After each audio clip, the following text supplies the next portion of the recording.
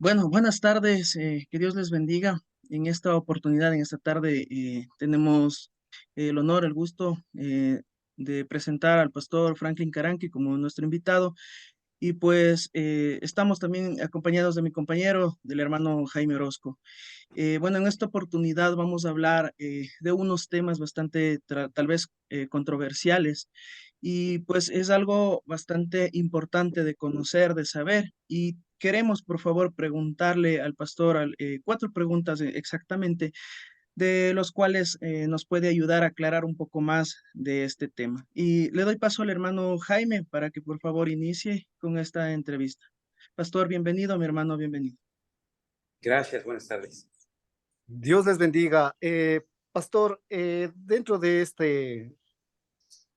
este cúmulo de preguntas que vamos a realizar, vamos a iniciar y quisiera yo exponerle la primera pregunta, que sería, ¿qué entiende su comunidad por educación cristiana? Está en su tiempo, pastor. Claro, bueno, la comunidad a la que tengo la oportunidad de acercarme entiende por educación cristiana la instrucción respecto a los principios y verdades que establece la palabra de Dios como un fundamento de influencia que necesitamos practicar para con todo nuestro prójimo. Amén. Es muy importante también que nosotros como cristianos tengamos este conocimiento de especialmente lo relacionado a la educación cristiana. Entonces, como segundo tema, quisiera preguntarle, ¿cree que en la sociedad actual existen suficientes desafíos bíblicos, teológicos y espirituales como para merecer un departamento de educación cristiana? Lamentablemente creo que como está la evolución del cristianismo actualmente, se ha abandonado mucho precisamente la formación cristiana, la educación cristiana, porque estamos viviendo tiempos en los que la iglesia tiene que acomodarse, más bien dicho, Dios tiene que acomodarse a lo que quiere la iglesia.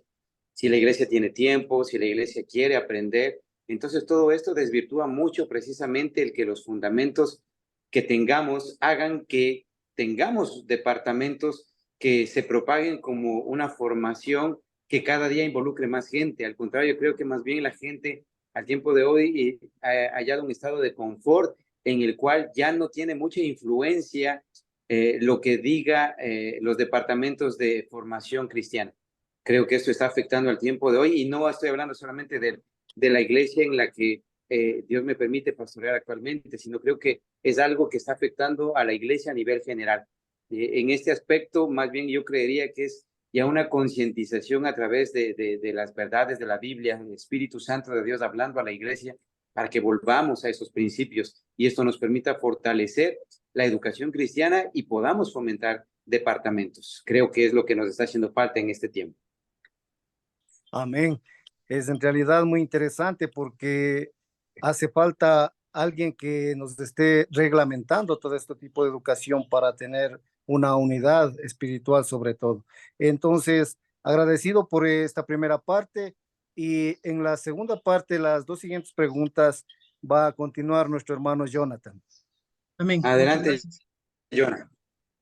Muchas gracias.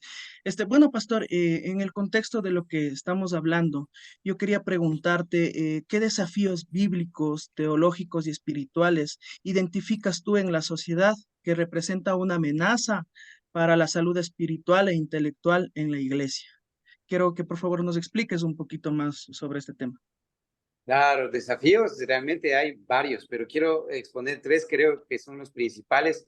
El primero de ellos es la vagancia.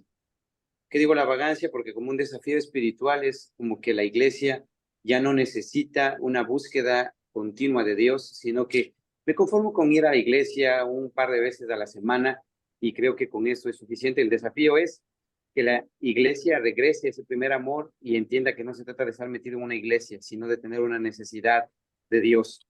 El segundo desafío que creo que es importante es pagar el precio. Cuando hablo de pagar un precio, estoy hablando de la gente que está dispuesta a servir.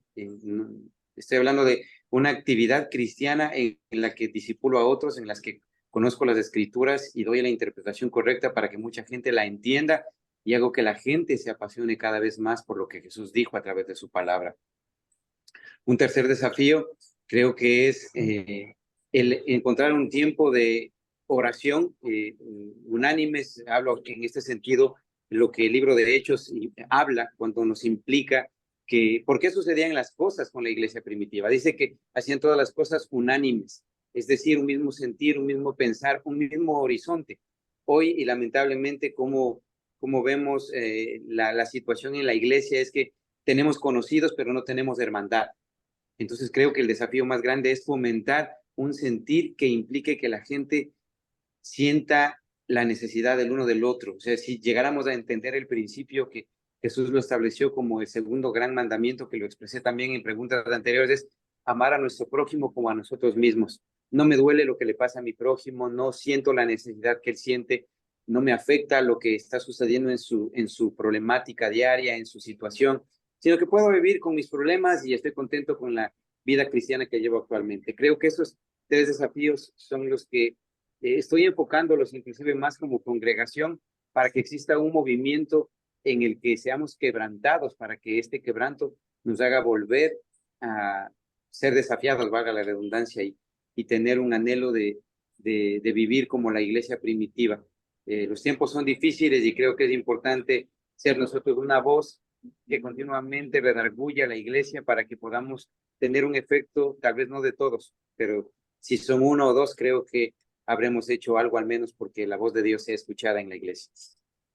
Amén, pastor. Y tú dijiste algo de vagancia y lamentablemente creo que la mayoría de personas nos conformamos, creo que con lo que escuchamos nada más y ni siquiera lo revisamos o lo vemos, si es que lo que dijo el pastor o la persona al frente en realidad está en la Biblia. Y para terminar, yo te quiero preguntar, ¿cómo debería o cómo debe la iglesia reaccionar y la pastoral, el liderazgo, ante los cambios acelerados de la cultura? Y hemos hablado, creo que muchas veces, y te he escuchado predicar acerca de no conformarnos, pero yo quería en esta pregunta que amplíes un poquito más de qué significa no conformarnos a este mundo, a este siglo. Bueno, una de las cosas que vivimos en la conformidad de la que habla el apóstol Pablo, esto recuerdo que está en la carta de los Romanos, en el capítulo 12, en el versículo 2, cuando la versión traducción del lenguaje actual me encanta porque menciona y dice, si ustedes verdaderamente creen que Dios es bueno, deberían dedicar su vida entera a servirle. Así es como dice esa versión. Y me encanta esto porque el conformismo precisamente nos hace dar, bueno, más bien obstaculiza nuestra visibilidad porque no nos damos cuenta de que el vivir la misericordia de Dios es tener el aire que respiro, el sol que alcanzo, la bendición de tener padres, de tener a mi esposa, mis hijos a mi lado, y de que esto me haga cada día encontrar más agradecimiento delante de Dios. En el liderazgo, una de las cosas que muchas veces noto es que podemos ser buenos líderes de iglesia, pero tal vez no somos buenos líderes en casa, con nuestra esposa, con nuestros hijos, con nuestra familia. Y esto creo que se debe a una falta de insensibilidad, porque como cuerpo de Cristo no tenemos tiempo para armonizar como hermanos, hablando cuál es la necesidad que tenemos.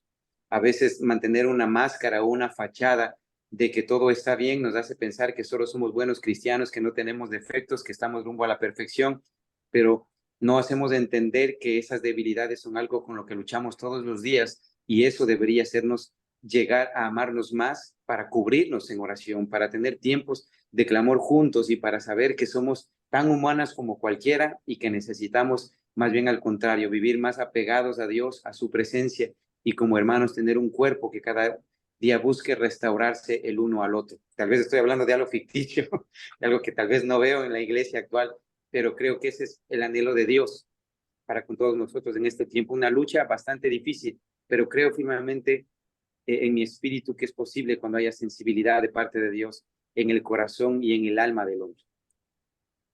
Amén. Entonces, en conclusión, necesitamos más de Dios, ¿verdad? Necesitamos no conformarnos en realidad a este siglo. Mi hermano, usted quería decir algo.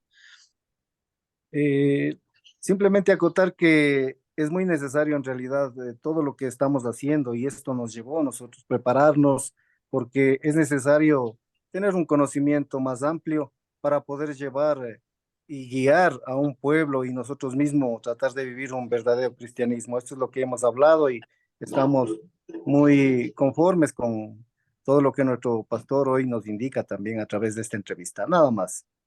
Muchas gracias, Así es. Pastor. Te agradezco bastante por esta entrevista y por tu colaboración y por tus respuestas. Y deseamos que Dios nos bendiga a todos y pues no conformarnos, ¿no? Un fuerte abrazo y les animo a perseverar, porque finalmente ese es el camino. La perseverancia demuestra cuánto amamos a Dios y cuán agradecidos estamos todos los días. Amén, amén. Muchas gracias.